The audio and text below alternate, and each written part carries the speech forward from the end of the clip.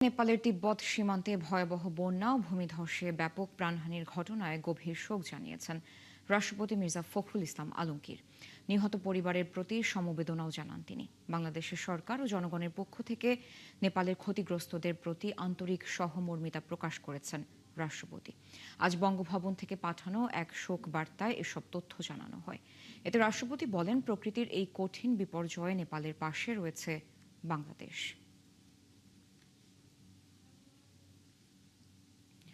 নেপালে হঠাৎ বন্যা ও ভূমিধসে প্রাণহানির ঘটনায় গভীর শোক ও দুঃখ প্রকাশ করেছেন প্রধানমন্ত্রী তারেক রহমান।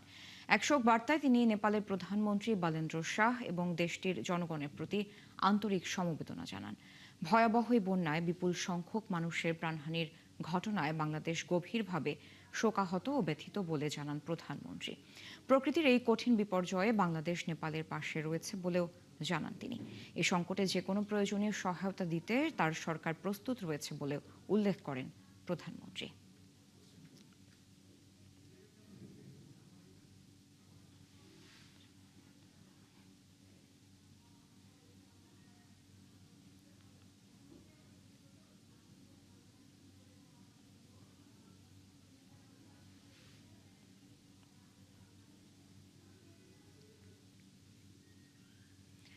জুলাই আন্দোলনে মানবতা বিরোধী অপরাধের অভিযোগে সাবেক স্বরাষ্ট্র সচিব জাহাঙ্গীর আলম ও সাবেক যুগ্ম সচিব ধনঞ্জয় কুমার দাসের বিরুদ্ধে আনুষ্ঠানিক অভিযোগ দাখিল করেছে প্রসিকিউশন।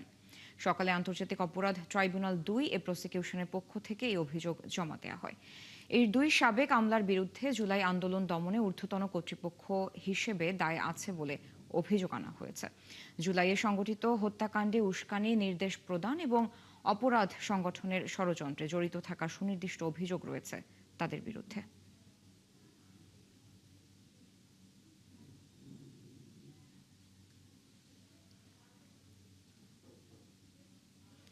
রংপুর স্কুল শিক্ষক গণপতি চক্রবর্তীকে হত্যার সময় পরিবারের সদস্যরা খুনিদের চিনে ফেলায় তাদেরও হত্যা করে মূল আসামি সিদ্ধার্থ ও মুগ্ধ। তাদের ডোপ টেস্ট করা হচ্ছে, পাশাপাশি চলছে আলামতের ডিএনএ টেস্টের প্রস্তুতি। সকালে সংবাদ সম্মেলনে এসব তথ্য জানান Rangpur metropolitan police commissioner Abdul মাবুদ। এদিকে আলোচিত এই হত্যাকাণ্ডের প্রকৃত কারণ উদ্ঘাটনের দাবি জানিয়েছেন জামায়াত ইসলামীর সেক্রেটারি জেনারেল মিয়া গোলাম পরোয়ার। বিস্তারিত দেখুন শাহে বায়েজিদ আহমেদের প্রতিবেদনে। রংপুরে আলোচিত শিক্ষক পরিবারের 4 জনকে শ্বাসরোধ করে হত্যা করেছে আসামি সিদ্ধার্থ ও মুগ্ধ। আবারও বললেন পুলিশ কমিশনার মোহাম্মদ আব্দুল মাবুদ। তিনি আরো জানান, পোস্টমর্টেম রিপোর্টে ধর্ষণের কোনো আলামত পাওয়া যায়নি। দ্রুত আসামিদের ডোপ টেস্ট করা হচ্ছে, পাশাপাশি চলছে আলামতের ডিএনএ টেস্ট। ওনাদের ভেজাইনাল সোয়াব নেওয়া হয়েছিল, কোনো ধর্ষণের আলামত পাওয়া যায় নাই। আর অ্যাসফেক্সিয়া বা গলায় শ্বাসরোধ করলে এটা আপনারা জানেন, এটা যাদের অভিজ্ঞতা আছে, বীর্য বের হয়ে যায়, মলমূত্র বের হয়ে যায়।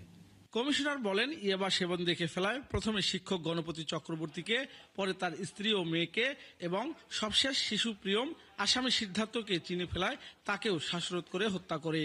তিনি আরো জানান, সিদ্ধার্থদের পৈতৃক জমি কিনে নেওয়ার গণপতি চক্রবর্তীর উপর ক্ষোভ থাকতে পারে সিদ্ধার্থের।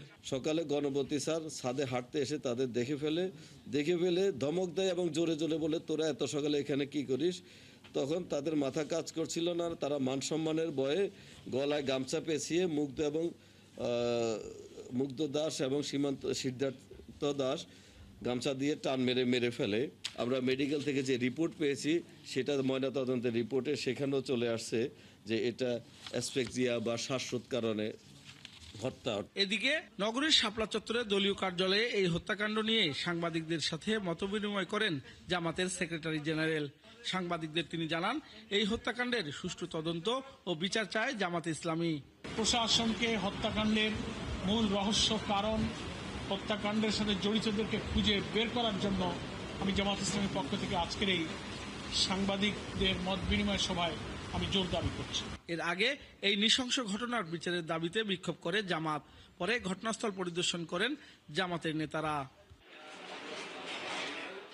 শাহ বায়েজিদ আহমেদ, ৭১, রংপুর।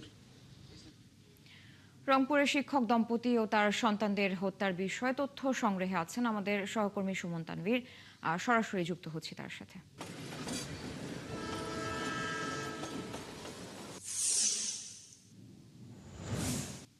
তানভীর, আপনি তো এই ঘটনাটি নিয়ে বিস্তারিত তথ্য সংগ্রহ করছেন, তো নিশ্চয়ই আপনার পুলিশ প্রশাসন এবং স্থানীয়দের সাথে কথা হয়েছে, তো তারা কি বলছেন এ বিষয়ে এখন পর্যন্ত? নতুন কোনো তথ্য জানতে পেরেছেন কিনা, এবং মূল আসামিদের তো ডোপ টেস্ট করা হচ্ছে, সেই ফলাফলটি কখন আসতে পারে সে বিষয়ে যদি কোনো তথ্য থাকে আপনার কাছে, এবং আলামতের যে ডিএনএ টেস্টের প্রস্তুতি চলছে সে বিষয়ে যদি কোনো তথ্য থাকে আমাদের জানাবেন।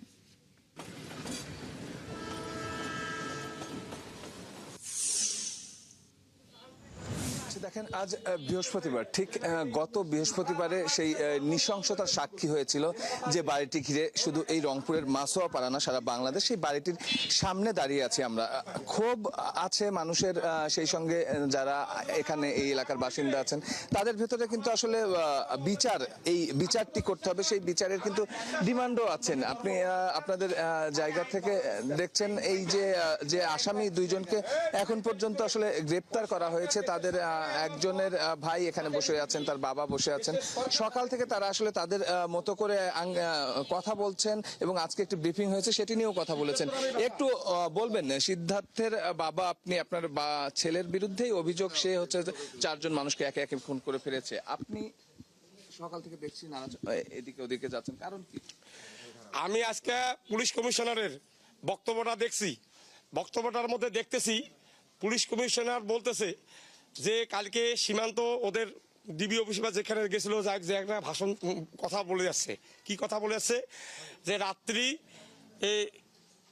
12টার পর থেকে বা 12:30টার পর থেকে আমার সন্তানেরা মুগ্ধ সহ ওর বাসায় অবস্থান করছে, এবং অবস্থান করার পরে ওখানে কিছু নিশাও খাইছে।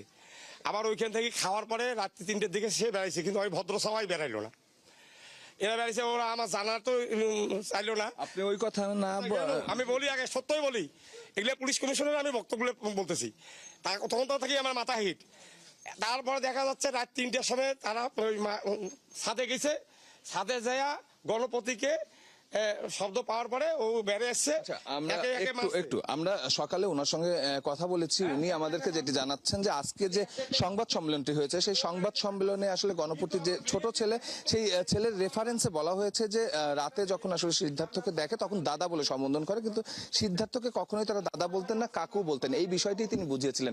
এখন আমি যদি একটু বলি যে আসলে এই যে গত বৃহস্পতিবারের দিবাগত রাতে যে ঘটনাটি ঘটলো, এবং ঘটনার পরপরই কিন্তু 2 জন আসামিকে গ্রেপ্তার করলো, এবং বলা হলো যে আসলে ইয়াবা সেবনের কারণে এই পরিস্থিতিটি আসলে সৃষ্টি হয়েছে। আমি যদি একটু ধরে ধরে বলি যে এই যে এই বাড়িটিতে কিন্তু সেই রাতে ওরা 2 জন ছিল বলে পুলিশ বলছেন, এবং এই বাড়িটি থেকে যেটি বলা হচ্ছে যে এই যে বাড়ির ছাদ, এই বাড়ির ছাদে উঠা হয়েছে, এবং এই বাড়ির ছাদ থেকে তার পাশের বাড়িটি হচ্ছে গণপতির বাড়ি, এবং সেই বাড়ির ছাদে গিয়ে আসলে ইয়াবা সেবন করতে গিয়ে ইয়াবা সেবন করারত অবস্থায় তাদেরকে আসলে দেখে ফেলে, এবং তারপরেই কিন্তু এই মর্মান্তিক ঘটনাটি হয়, এবং যেটি সীমান্ত আসলে 164 আজকে গতকাল গিয়ে বলেছে। তবে আমরা একটু বিষয় আসলে বেশ কিছু প্রশ্ন কিন্তু সম্মুখীন, বেশ কিছু প্রশ্ন সামনে চলে আসে। আমি যদি একটু আমার যে সহকর্মী সে নিশ্চয়ই দেখাচ্ছেন যে এই যে গণপতি বাড়ির নিচেই কিন্তু আসলে ফাঁকা জায়গা, এবং এটি হচ্ছে নির্মাণাধীন বাড়ি এবং আবদ্ধ জায়গা, এবং আমরা জানি যে আসলে ইয়াবা সেবনের জন্য আবদ্ধ একটি জায়গা হচ্ছে আদর্শ জায়গা। সো সেই জায়গা থেকে কিন্তু প্রশ্নটি খুব স্বাভাবিক যে যখন এই ওয়ালটি আসলে অতিক্রম করলেন সিদ্ধার্থ আর মুগ্ধ, অতিক্রম করার পরেই সেই আবদ্ধ আদর্শ জায়গাটি তারা পেয়ে যান আসলে ইয়াবা সেবনের জন্য।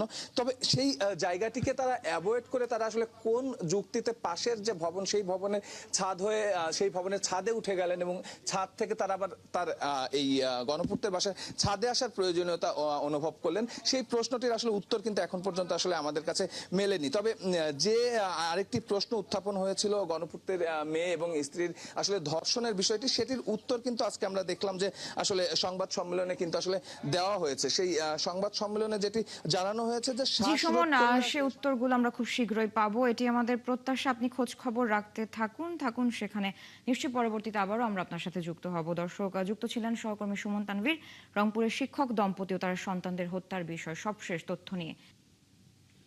সংবিধান সংশোধন করে জুলাই সনদ বাস্তবায়ন করতে চায় সরকার। সেজন্য বিরোধী দলের সহযোগিতা চেয়েছেন জাতীয় সংসদের চিফ হুইপ নুরুল ইসলাম মনি। বৃহস্পতিবার দুপুরে প্রধানমন্ত্রী ও সংসদ নেতা তারেক রহমানের সভাপতিত্বে সরকার দলীয় সংসদ সদস্যদের বৈঠক শেষে সংবাদ সম্মেলনে এ আহ্বান জানান তিনি। বলেন, জুলাই সনদ বাস্তবায়নের আগে বিরোধী দল থেকে সংসদীয় স্থায়ী কমিটির সভাপতির পদে যাওয়ার কোনো সুযোগ নেই। বিগত সময় তা কখনো হয়নি। জানান, সংসদের তৃতীয় অধিবেশনে আজ সম্পত্তি হস্তান্তর বিষয়ক আইন, গুম সংক্রান্ত বিষয়ক আইন, মানবাধিকার সংক্রান্ত আইন উত্থাপিত হবে।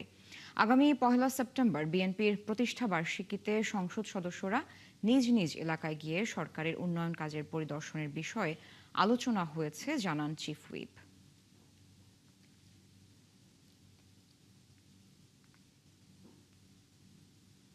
বাজেট সেশনের পরে এই সেশনটা আমরা শুরু করবো ইনশাআল্লাহ। আজকে এই সেশনে যদি বিল বেশি আসে তাহলে সেই অনুযায়ী আমরা সিদ্ধান্ত নেব। আজকে বিজনেস অ্যাডভাইজারি কমিটির মিটিং হবে দুপুর 2টায়, যে আমরা সেই অ্যাডভাইজারি কমিটির মিটিংয়ে সিদ্ধান্ত হবে।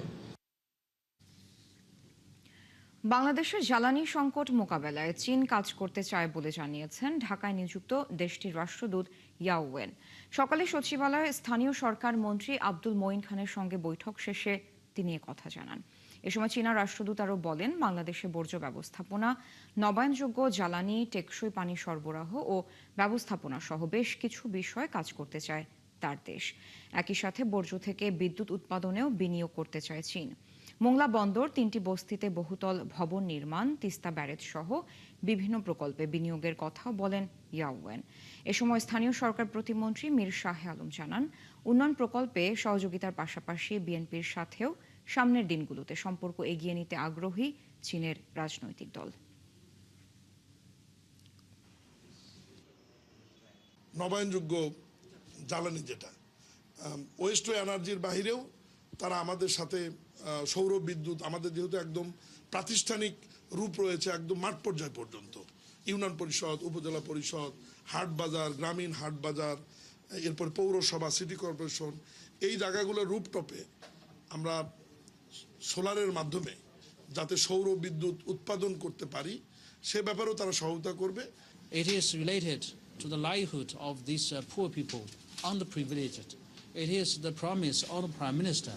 They want to help these people to live in modern city, to have a modern facility to support their livelihood.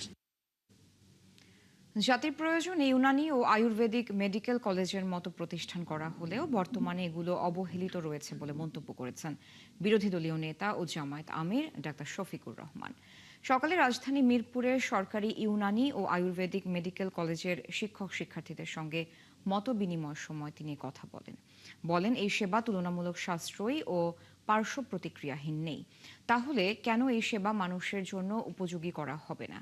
এ সময় কলেজের শিক্ষক শিক্ষার্থীদের থেকে নানা সমস্যার কথা শুনে তা সমাধানে কাজ করার আশ্বাস দেন বিরোধী দলীয় নেতা। এই খাতের সংকট নিয়ে ধারাবাহিক প্রতিবেদন প্রকাশ করায় ৭১ টেলিভিশনকে ধন্যবাদ জানান জামায়াত আমির।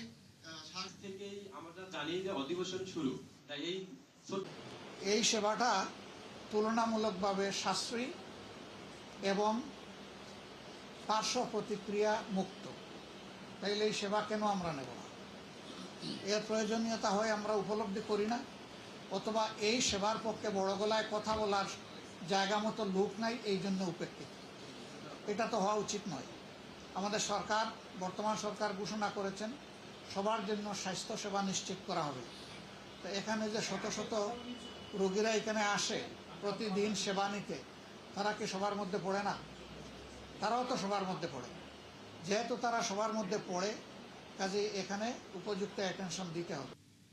বেশ কয়েক বছর ধরে দ্রব্যমূল্যের ঊর্ধ্বগতি থাকলেও বাড়ছে না মজুরি। ফলে একই বাজেটে কম পণ্য কিনে কোনো মতে দিন পার করছেন সাধারণ মানুষ। খরচ কমাতে নীরবে বদলাচ্ছেন খাদ্যাভ্যাসও।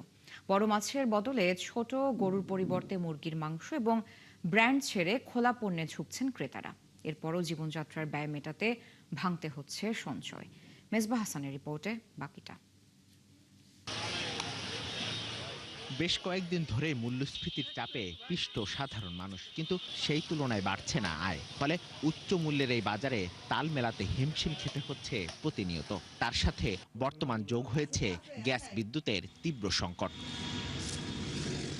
সরকারের তথ্য বলছে গেল মাসে মূল্যস্ফীতি দাঁড়ায় 8.32%, কিন্তু বাস্তবতা বলছে ভিন্ন কথা। দাম বাড়ার প্রবণতায় প্রতিদিনই যোগ হচ্ছে নিত্য নতুন পণ্য। এতে একই পরিমাণ কেনার বদলে বিকল্প খুঁজছেন ক্রেতারা। গ্যাসের বিল, বিদ্যুৎ বিল তো আগে 700 দিতাম, এখনটা আসে 1500, 1600। বাজার সবই কিছু উদ্যমূল্য, কিন্তু আমাদের তো কাজ কাম তো তেমন বৃত্তি না। যেটা আমরা খাইতেছি এখন বর্তমানে চালান খাইতেছি, কিন্তু হয়ে যাচ্ছে না। চাল আগে 50 কেজির বস্তা নিতাম, এখন 25 কেজির প্যাকেট নিয়ে চলি। এইভাবে আসলে সব কিছুইতেই তো কার্টেল করে কোনো রকম জীবন ধারণ করতে হচ্ছে। 90-এর দশক থেকে ব্যবসা করা এই দোকানি জানান, আগে চিকন চালের চাহিদা বেশি থাকলেও এখন তা নেমেছে অর্ধেকে। বেড়েছে মোটা চালের চাহিদা, কমেছে প্যাকেটজাত পণ্যের বিক্রিও। খরচ বাঁচাতে ক্রেতারা ঝুঁকছেন খোলা পণ্যে। এছাড়া বড় মাছের জায়গায় ছোট মাছ, গরুর বদলে প্রাধান্য পাচ্ছে মুরগির মাংস। এতে নীরবে একের পর এক পরিবর্তন ঘটছে খাদ্য অভ্যাসেও। কম দামের আইটেমগুলো বেশি চলে, মোটা ডাল, একটু মোটা চাল অথবা একটু মিডিয়াম চাল, আর চিকুন চালের যে চাহিদাটা এটা আস্তে আস্তে কমতেছে। সব ফ্যামিলি বেশিরভাগই মোটা ডালটা নিয়ে যায়, মিডিয়াম থেকে মোটা ডালটা নিয়ে যায়, খরচ বাঁচতেছে। যেমন আগে একটা তেল বেশি আমরা 10-15 টাকা 20 টাকা লাভ করতে হবে, এখন 60 টাকা 2 টাকা 5 টাকা লাভ হয়। চিনি একটা বেচলে আগে 10 টাকা লাভ হইতো, এখন 2 টাকা 3 টাকা।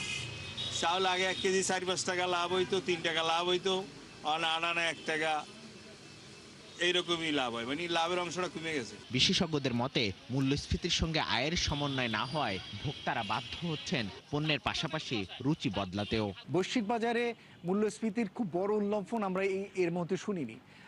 সুতরাং সেই জায়গাটির ক্ষেত্রে এই পরিস্থিতিটি পরিষ্কার না, কিন্তু বৃষ্টি বা বন্যার সময় শাকসবজির অ্যাভেলেবিলিটি কমে যায় এবং এগুলোর মূল্য বৃদ্ধি পায়, এবং তখন মানুষ বিকল্প যে সমস্ত পণ্য সেগুলোর দিকে মুভ করে। সেটি একটি কারণ হিসেবে এখানে বিবেচনা করা যেতে পারে। তারপরেও আমরা চালের মতো পণ্য যেগুলো কিনা মূলত এই সময়কালে স্বাভাবিক থাকার কথা, সেটি আমরা স্বাভাবিক দেখছি না। তথ্য বলছে টানা 53 মাস মজুরি বৃদ্ধির তুলনায় মূল্যস্ফীতির হার বেশি। ফলে জীবনযাত্রার ব্যয় মেটাতে সঞ্চয় ভাঙছেন সীমিত আয়ের মানুষ।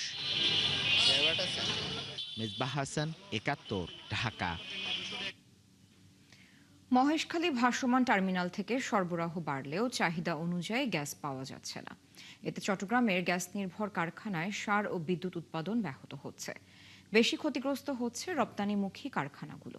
এদিকে চট্টগ্রামের শিকলবাহা বিদ্যুৎ কেন্দ্রে গ্যাস সরবরাহ শুরু হয়েছে বলে জানিয়েছেন কর্ণফুলী গ্যাস ডিস্ট্রিবিউশন কোম্পানির কর্মকর্তারা। চট্টগ্রাম থেকে প্রণবেশ চক্রবর্তীর প্রতিবেদন। গ্যাস সংকটের কারণে 5 মাস ধরে উৎপাদন বন্ধ রয়েছে রাষ্ট্রায়ত্ত সার কারখানা চিটাগং ইউরিয়া ফার্টিলাইজার লিমিটেডে। প্রতিদিন 45 মিলিয়ন ঘনফুট গ্যাসের প্রয়োজন হলেও এই সার কারখানায় এখন গ্যাস সরবরাহ করা হচ্ছে মাত্র 5 মিলিয়ন ঘনফুট।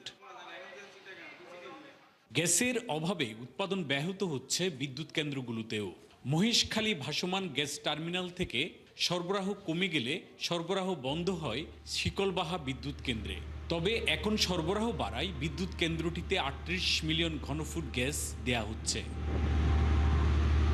এদিকে গ্যাস বিদ্যুতের অভাবে গার্মেন্টস সহ রপ্তানিমুখী শিল্পগুলোর উৎপাদন মারাত্মকভাবে ব্যাহত হচ্ছে বলছেন ব্যবসায়ীরা। বিদ্যুৎ ছাড়া, গ্যাস ছাড়া 1 মিনিটও কোনো কারখানা চলবে না।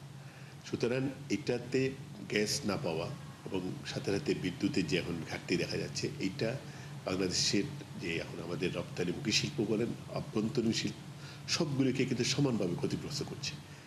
আমরা গ্যাসের জন্য আমরা বয়লারগুলি চলে না গার্মেন্টস ফ্যাক্টরিতে, আমাদের ইটিপিগুলি চলে না, আমাদের বিভিন্ন ধরনের ইকুইপমেন্ট, অনেকগুলি গ্যাস নির্ভর ইকুইপমেন্ট আছে। কখনো কখনো যদি আমরা কিছু প্রসেসে হয়তো কিছু দূর গেলাম, এখন যাওয়ার পরে এটা একটা যদি আপনার একটা প্রসেস মিনিমাম সম্পন্ন করতে 7 থেকে 8 ঘন্টা সময় লাগে, আপনি 2 ঘন্টা চালাইলেন, 2 ঘন্টা পরে কোনো কারণে আপনার আবার ইলেকট্রিসিটি থাকতেছে না, তখন কী হইতেছে, এখানে আপনার প্রথমে আপনি এখানে প্রি ট্রিটমেন্ট করার লাগে, আপনার ব্লিচিং করার লাগে, ডাইং করার লাগে, তারপরে ওয়াশিং করার লাগে, একটার সাথে আরেকটা প্রসেস কো-রিলেটেড। কারখানা ও বিদ্যুৎ উৎপাদন নিরবিচ্ছিন্ন রাখতে বাইরের দেশ থেকে এলএনজি সহ জ্বালানি কার্গোর সরবরাহ আগে থেকে নিশ্চিত করার পরামর্শ জ্বালানি বিশেষজ্ঞদের। অকটেন, ডিজেল এই সাইডটা ডিল করে পেট্রোলিয়াম কর্পোরেশন, আর ওইদিকে এলএনজি সাইডটা ডিল করে পেট্রোবাংলা। ওনাদের উচিত এই মুহূর্তে মানে আপনার এলএনজি এবং ন্যাচারাল গ্যাস সাপ্লাইটাকে এনশিওর করা, যাতে করে পাওয়ার প্ল্যান্টগুলো ইলেকট্রিসিটি প্রোডাকশনের ক্ষেত্রে যাতে কোনো বিঘ্ন সৃষ্টি না হয়। মহেশখালীর দুটি ভাসমান টার্মিনাল থেকে বর্তমানে জাতীয় গ্রিডে গ্যাস সরবরাহ হচ্ছে 790 মিলিয়ন ঘনফুট। এর মধ্যে আমেরিকান অ্যাক্সিলারেট এনার্জি সরবরাহ করছে 270 মিলিয়ন ঘনফুট এবং সামিট করছে 520 মিলিয়ন ঘনফুট, জানিয়েছেন আরপিজিসিএল কর্মকর্তারা। প্রণবেশ চক্রবর্তী, 71, চট্টগ্রাম।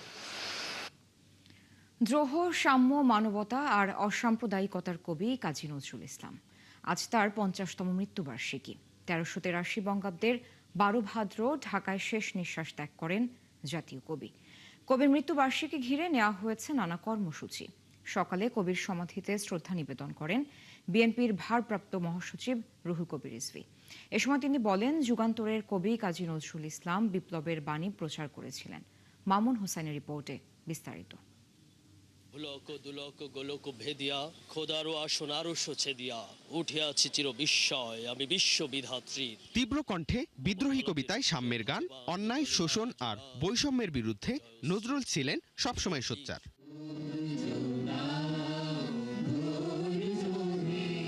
শুধু কবিতা নয়, গান, গল্প, উপন্যাস ও প্রবন্ধেও তিনি তুলে ধরেছেন মানুষের মুক্তির কথা। ধর্ম বর্ণের বিভেদ ভুলে মানবতার বন্ধনে আবদ্ধ হওয়ার আহ্বান জানিয়েছেন বারবার। 1383 বঙ্গাব্দের 12 ভাদ্র ঢাকায় শেষ নিঃশ্বাস ত্যাগ করেন কাজী নজরুল ইসলাম।